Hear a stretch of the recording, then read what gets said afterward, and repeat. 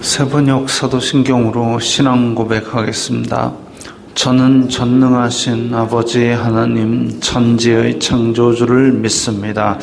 저는 그분의 유일하신 아들 우리 주 예수 그리스도를 믿습니다.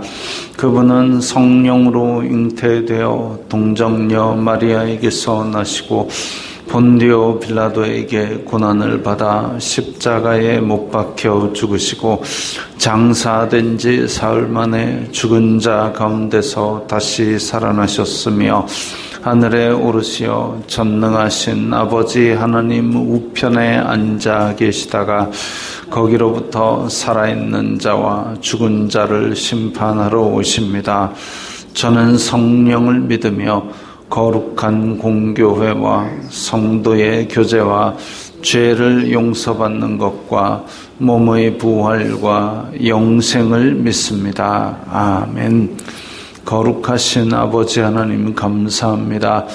간밤에도 편히 쉬게 해주시고 새벽에 기도하는 자리에 불러주시니 감사합니다. 이 시간 저희들 마음 중심으로 주님을 경외하게 하여 주시옵고 특별히 오늘 부활을 기념하는 주님의 날이오니 부활의 소망과 기쁨이 저희 마음속에 충만하게 하여 주시옵소서. 예수님 이름으로 기도드리옵나이다. 아멘. 찬송가 235장입니다.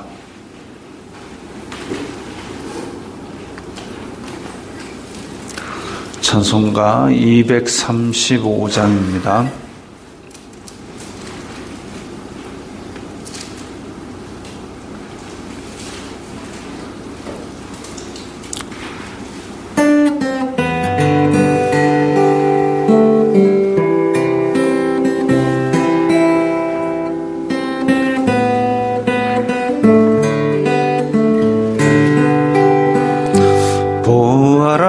즐거운 우리 집 밝고도 거룩한 천국에 거룩한 백성들 거기서 영원히 영광에 살겠네. 거기서 기쁘고 즐거운 집에서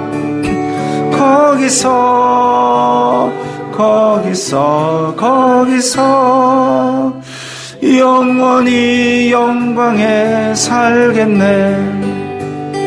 앞서간 우리의 친구들 광명한 그 집에 올라가 거룩한 주님의 보좌 찬미로 영원히 즐기네. 거기서 기쁘고 즐거운 집에서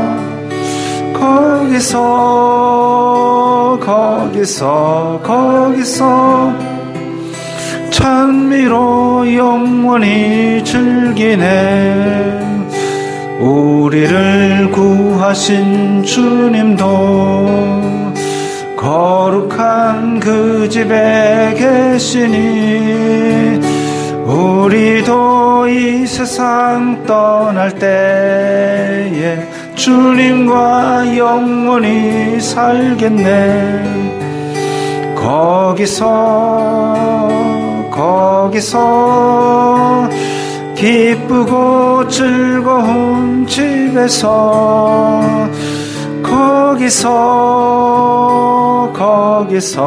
거기서 주님과 영원히 살겠네. 우리의 일생이 끝나면 영원히 즐거운 곳에서 거룩한 아버지 모시고 기쁘고 즐겁게 살겠네. 거기서 기쁘고 즐거운 집에서 거기서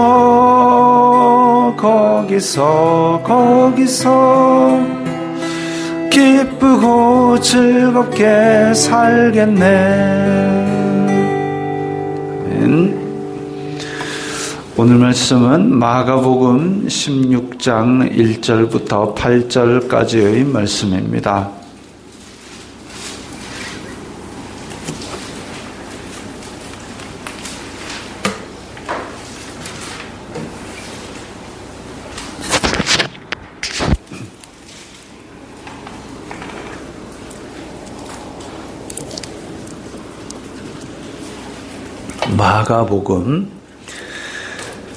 마가복음 16장 1절부터 8절까지의 말씀입니다.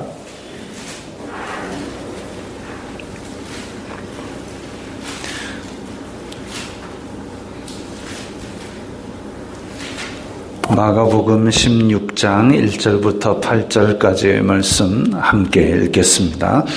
안식일이 지남에 막달라 마리아와 야고보의 어머니 마리아와 또 살로메가 가서 예수님께 바르기 위하여 향품을 사다 두었다가 안식 후 첫날 매우 일찍이 해 돋을 때에 그 무덤으로 가며 서로 말하되 누가 우리를 위하여 무덤 문에서 돌을 굴려주리요 하더니 눈을 들어본즉 벌써 돌이 굴려져 있는데 그 돌이 심히 크더라.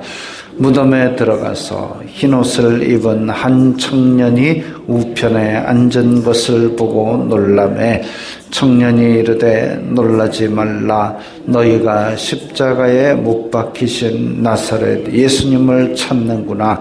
그가 살아나셨고 여기 계시지 아니하니라. 보라, 그를 두었던 곳이니라. 가서 그의 제자들과 베드로에게 이르기를 예수님께서 너희보다 먼저 갈릴리로 가시나니 전에 너희에게 말씀하신 대로 너희가 거기서 배우리라 하라 하는지라.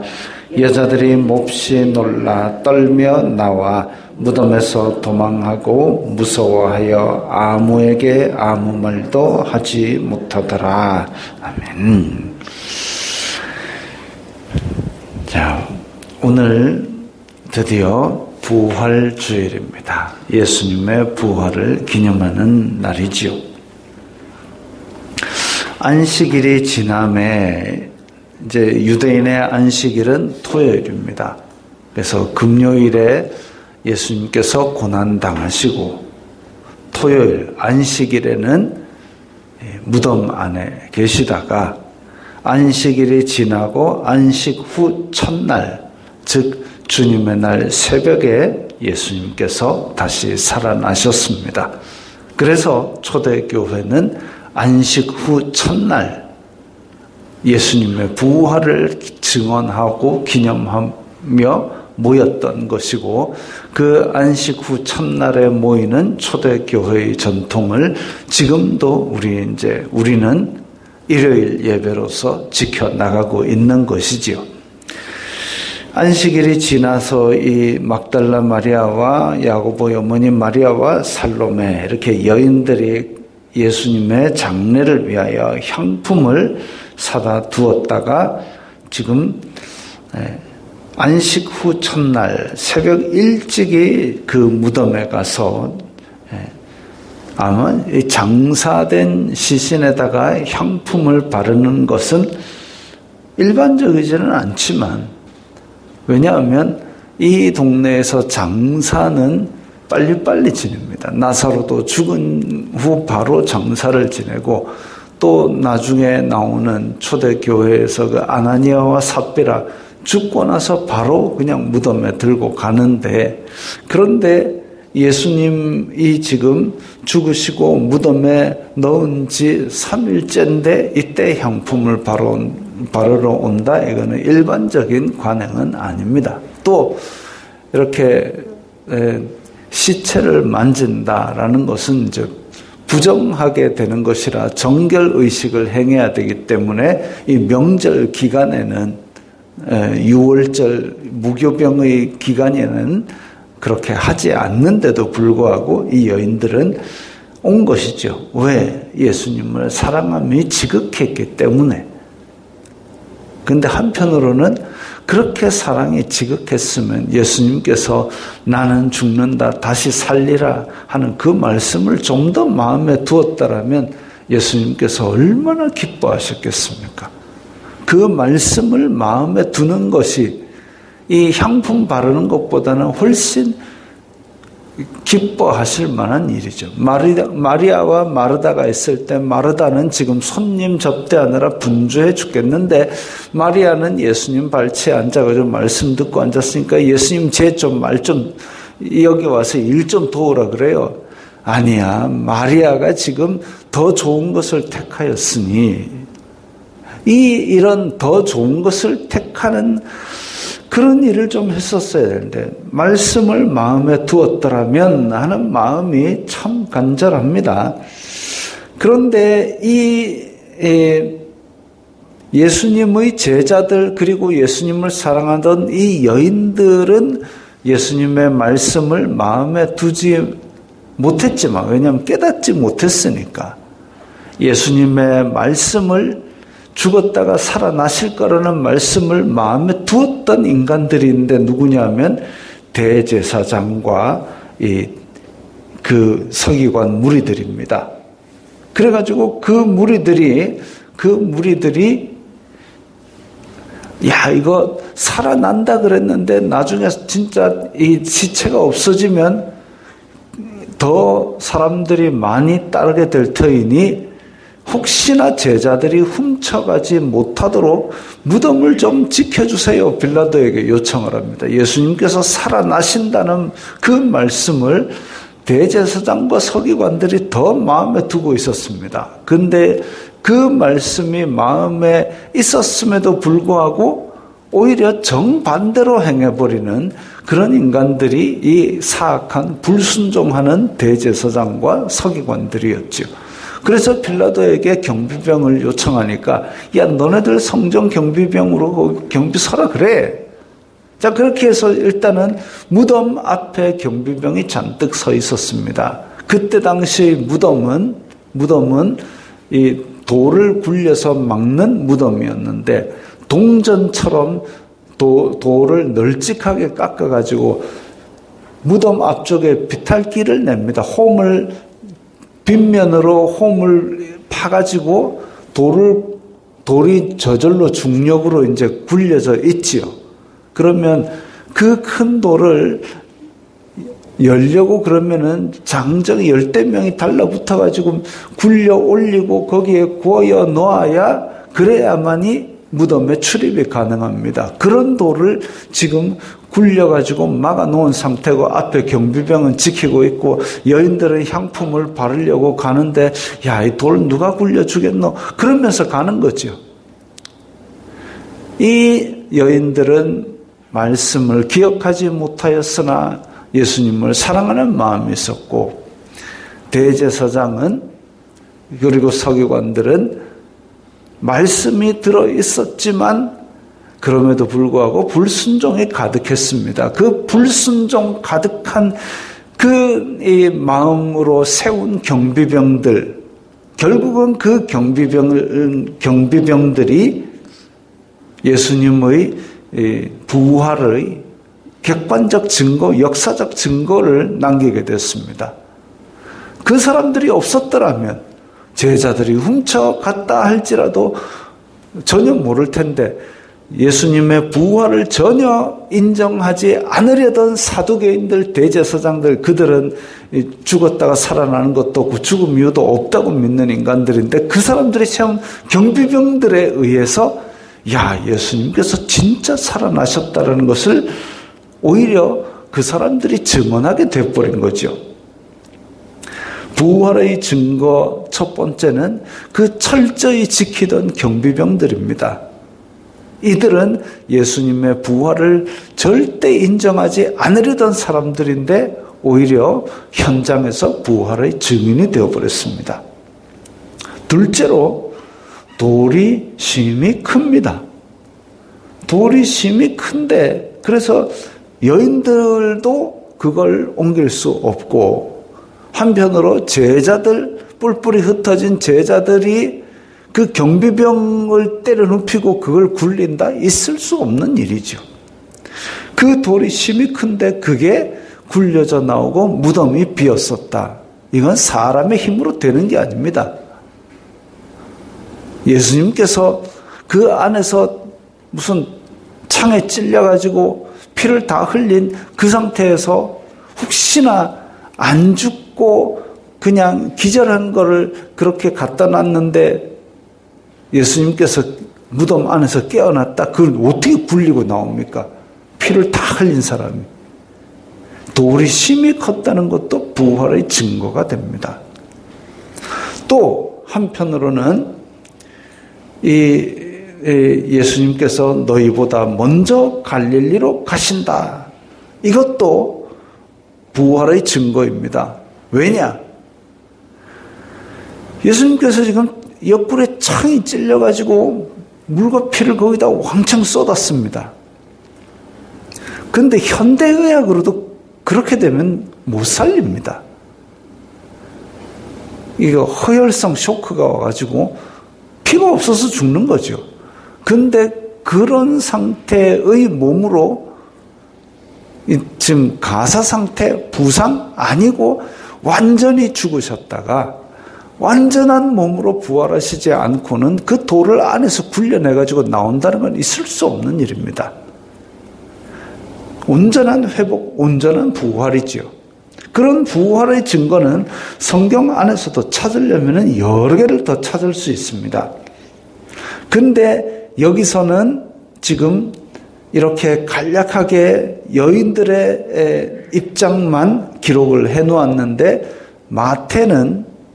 마태복음의 28장에 보면 큰 지진이 나고 주님의 천사가 돌을 굴려냈다고 기록이 되어 있고 또 이 부분에 대해서 경비병들이 다 무서워 떨었던 것으로 기록하고 있습니다. 그렇다는 얘기는 마가복음이 먼저 기록되었고 그 다음에 그러면 이때 경비병들과 이런 거는 어떻게 됐을까를 또 알아보고 조사한 마태복음이 이제 마가복음보다 더 뒤에 기록이 되었다고 알 수 있는 증거가 되죠. 그리고 무덤에 들어가 보니 여인들이 들어가 보니 흰옷을 입은 한 청년이 우편에 앉아 있었다. 야 누가복음하고 뭐 이런 데 보면 둘이 앉아 있었다 그런데 왜 여기는 한 명이냐? 성경에서 기록하는 기록 방식을 보면 그 메시지를 전한 한 천사 외에는 아예 생략을 해버리죠. 예수님의 행적 중에서도 특별한 어떤 의미를 후대에 전하기 위한 것 말고는 과감하게 다 생략을 해버립니다. 창세기부터 계시록까지 기록 중에서 그렇게 해서 생략된 부분들이 많습니다. 그런 것처럼 여기에서도 여인들에게 이야기한 청년 여기에 대해서만 기록을 하고 나머지 하나는 그냥 생략을 한 것이죠. 성경의 기록 방식입니다.